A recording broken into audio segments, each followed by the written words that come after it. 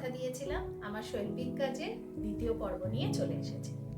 আজকে দেখাবো 3টে কাজ। 1 নম্বর হচ্ছে আমি শাড়িতে কিভাবে এমব্রয়ডারি করি, দ্বিতীয় পাঞ্জাবিতে কিভাবে আমি ফেব্রিকের কাজ করি, এবং শাড়িতে আমি কিভাবে ফল বসাই। অনেকেই বলবে শাড়িতে ফল বসানো এমন কি ব্যাপার, কিন্তু এরকম অনেক মানুষ আছে যারা শাড়িতে ফল বসিয়ে এবং পিকো করেও কিন্তু নিজেদের জীবনযাপন করে। তো আমার মনে হয় যে কোনো কাজটাই কিন্তু ছোট না। যদিও আমার এটা শেখা খুব রিসেন্ট, আমার এক প্রতিবেশীর কাছ থেকে আমি কাজটা শিখেছি, এবং আমি যত এখন শাড়ি টাড়ি কিনি সেগুলোতে আমি নিজেই পিকো এবং ফল করি। আমার একটি ছোট মেশিন আছে, তার দ্বারা পিকোটা করি এবং ফল বসাই। আর পাঞ্জাবিতে আমার ছেলে আর আমার হাজবেন্ডের জন্য আমি কিছু ফেব্রিকের কাজ করেছি, তার মধ্যে একটা আজকে আপনাদেরকে দেখাচ্ছি। তাহলে কত রকমের কাজ দেখানো হলো? কুরুশের কাজ দেখালাম, তার মধ্যে কুরুশের কাঁটায় উলের মানে কুরুশে বোনা উলের কাজ, সুতোর কাজ, আড়ি বা গাম ওয়ার্ক, এবং আরেকটা দেখিয়েছিলাম ক্লেজ। আজকে দেখাচ্ছি শাড়িতে কিভাবে এমব্রয়ডারি করি, শাড়িতে কিভাবে ফল বসাই এবং ফেব্রিকের কাজ। চলুন শুরু করা যাক। হাতেই কাঁথা স্টিচ।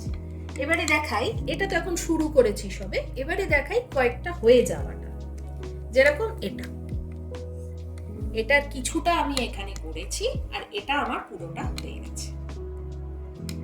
এই যে মাছের গায়ে আমি কালো দিয়ে ভরাট কাঁথা স্টিচ করেছি এবং ভেতরগুলো ভরেছি। কিরকম লাগছে অবশ্যই কমেন্ট করে জানাবেন। এরপরে এই যে দুটো ত্রিভুজ এবং এই ত্রিভুজের মাঝখানে একটা অন্য রকমের মোটিভ আছে, সেটা হচ্ছে একটি ফিগার মোটিভ। এখানে কৃষ্ণ তার গোপী এবং গোপিনীদের নিয়ে লীলা করছে। এটা এখনো ধরিনি, কারণ কি আমার মনে হয় যখন আপনি প্রথম কোনো কাজ শুরু করেন, যেহেতু এটা আমার এমব্রয়ডারি করা প্রথম শাড়ি, সেই জন্য ফিগার মোটিভ আমার খুব ভালো লাগে বলে আমি আঁকিয়ে তো নিয়েছি, কিন্তু আমি হাতটাকে সড়গড় করার জন্য এই ধরনের মোটিভে আগে কাজ করে নিচ্ছি যে কোনো জিনিসে। আর একটা জিনিস আমি যেটা আমার অভিজ্ঞতা দিয়ে দেখেছি, সেটা হচ্ছে যে প্রথম কাজ করলে একটু ছোট মোটিভে কাজ করার চেষ্টা করবেন। তাহলে কি হবে, অধৈর্য হয়ে যাবেন না, বিরক্তি আসবে না, শাড়িটা কবে শেষ হবে বা পাঞ্জাবিটা কবে শেষ হবে, কুর্তিটা কবে শেষ হবে। ছোট কাজ করলে ভালো হাতটাও খুলবে, অভিজ্ঞতাও হবে, এবং তাড়াতাড়ি শেষ হয়ে গেলে আপনার ভালোও লাগবে। সেই জন্য কিন্তু যেহেতু আমার এটা অনেক দিনকার প্যাশন ছিল, সেই জন্য আমি এটা নিয়েছি। অনেকটাই বড় কাজ আছে, আমি এখন আঁচলের কাছে মোটামুটি চলে এসেছি, এখনো প্রচুর কাজ বাকি আছে। ধীরে ধীরে এগোতে থাকছি এবং অনেক রকমের টেকনিকও ব্যবহার করতে পারছি। যেহেতু এটা কারোর কাছে আমার কিন্তু শেখা নয়, এটা আমি নিজেই করছি। তো এই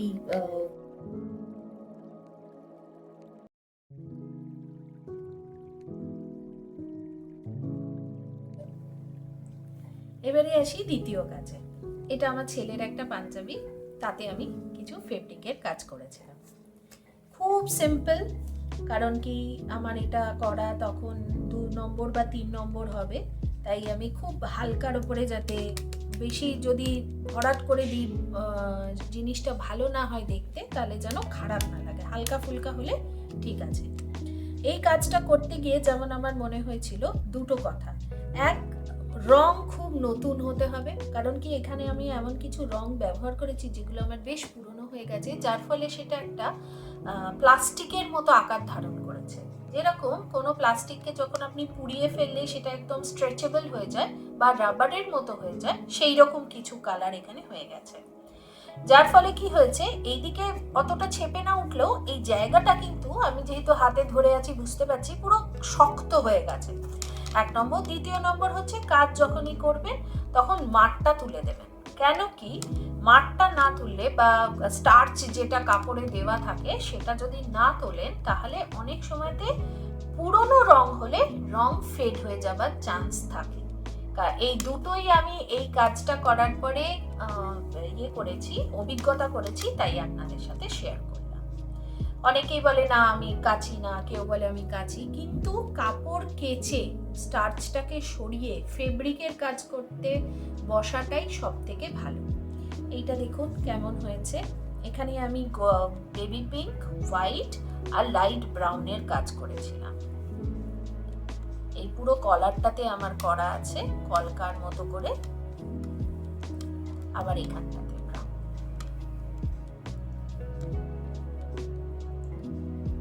আর এখানে একটা দিয়েছিলাম ঝুমকো মোটিভ, আর স্কোয়ার করে যেরকম সাধারণত আঁকা হয় এখন। আর এখানে একটু পদ্ম পাতা, আর এখানে আম কলকা। এই দেখুন, এই একটা ওয়েট চাপিয়ে রেখেছি, আপনাদেরকে আগের দিনই দেখিয়েছিলাম। এর মধ্যে আমার ক্লে জুয়েলারি থাকে, তো ক্লে তো যথেষ্ট ওজন, তো আমি এই পাটটার ওপরে বসিয়ে নিই। এই দেখুন শাড়িটাকে আমি ওই দিকে খুলে রেখেছি, ঠিক আছে? এই খুলে রাখা আর এই টেবিলটা ব্যবহার করে আমি সব সময়তে আমার শাড়ির পাড় বসাই। শাড়ির পাড়ে এইখানে সামনের দিকে যত ছোট্ট করে কাপড়টা তোলা যাবে এবং পাড়ের সঙ্গে আটকানো যাবে, ততই দেখতে পরিষ্কার হয় কাজ। এই দেখুন, আমি আপনাদেরকে সামনে দেখাচ্ছি, এখানে কিন্তু কোনো সুতো বোঝা যাওয়া যাবে না। যত কম সুতো উল্টো দিকে বোঝা যাবে তত ভালো। বেশি বড় বড় হয়ে গেলে পাটটা দেখতে ভালো লাগে না বসানোটা। এইভাবে আমি শাড়িতে পাড় বসাই। অনেকে কি করে আজকাল তাড়াহুড়োর জন্য এই নিচের দিকে মেশিনে করে করে দেয়, আমি কিন্তু করি না, আমি সবসময়তেই হাতে করেই করি। তাহলে আজকে দেখালাম তিনটে আরো কাজ। এরপরে যা কাজ করব আপনাদের সঙ্গে নিশ্চয়ই করে ভাগ করে নেব, কি কি করলাম, কিভাবে করলাম। কারণ কি আমার ক্লাস করতে খুব ভালো লাগে, কারণ কি আমাদের সময়তে খুব লিমিটেড জিনিসের ক্লাস আমরা করেছি। এখন এত নতুন নতুন জিনিস উঠেছে পুরনো জিনিসের সঙ্গে, যে সেই ক্লাসগুলো করে নিজেকে আপডেট রাখতে ভালো লাগে। তাহলে পরের কোনো একটা ভিডিওতে আপনাদের সাথে আবার দেখা হচ্ছে নতুন কিছু বিষয় নিয়ে। আজকের মতো আসি, টাটা, নমস্কার।